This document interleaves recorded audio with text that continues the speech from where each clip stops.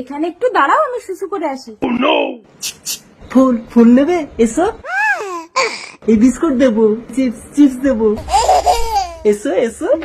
হাঁটি হাঁটি পাপা, এইবারে চুপে চুপে তুই আমার বস্তায় ঢুকে যা।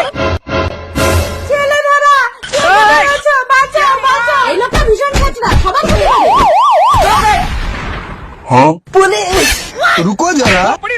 এইসব ছেলে ধরে নিয়ে গিয়ে কি করিস? কেটে কিডনি বার করে বিদেশে বিক্রি করি স্যার। এইসব কেন করিস? বাবা মা বউ বাচ্চার মুখে দুবেলা দুমুঠো খাবার তুলে দেওয়ার জন্য। এবার তো তোর ফাঁসি হবে। তোর বাবা মা বউ বাচ্চা তোর অপরাধ ভাগ করে নিয়ে তোকে বাঁচাতে পারবে? কেন নেবে না? ওদের জন্যই তো আমি এইসব করছি। চল চল বাড়ি গিয়ে শুনবি। নিয়ে যান নিয়ে যান। বাড়ির সবাইকে ডাক, শোন। হ্যাঁ স্বামী বলো। তোমাদের জন্যই তো আজ আমি নৃশংস ভাবে শিশু হত্যা করে অপরাধী। আমার অপরাধের ভাগ তোমরা নেবে তো? তুমি আমার ভরণ পোষণের দায়িত্ব নিয়ে আমাকে বিয়ে করে এনেছো, তুমি কি করে চালাবে সে দায়িত্ব তোমার। শুনলি? তোর বাপকে ডাক।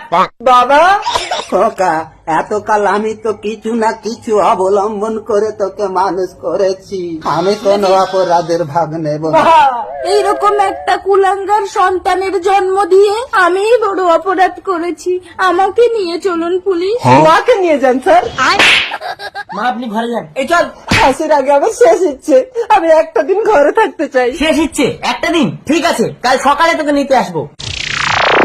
তোদের জন্য আমি কারো ভালো করতে পারিনি, শাস্তি আমি কেন একা পাবো? আমি এই বিষ খেয়ে আত্মহত্যা করবো, তারপরে এই খাতায় লিখে একটা কল করেছি, তোরা সকলেই শাস্তি পাবি।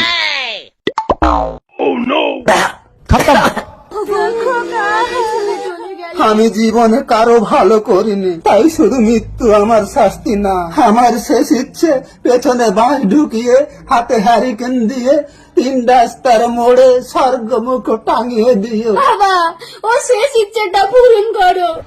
ওগো, তোমার পেছনে বাঁশ দিয়ে স্বর্গে তুলে দিলাম, তোমার শেষ ইচ্ছে পূরণ করলাম।